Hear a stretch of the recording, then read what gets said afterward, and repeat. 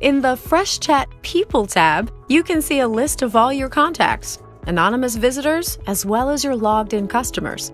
But this will be an extensive list of thousands of users who have ever had a conversation with you, and it's not going to give you any meaningful insights.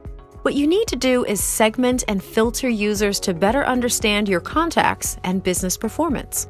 By default, Freshchat comes with 5 pre-configured segments: all your users, new people who have signed up with you, recently active users, lapsing users, and lapsed users. You can create new segments too. For example, you can filter out users of a particular country speaking a particular language. You can also modify existing segments. You can message a user or a group of users.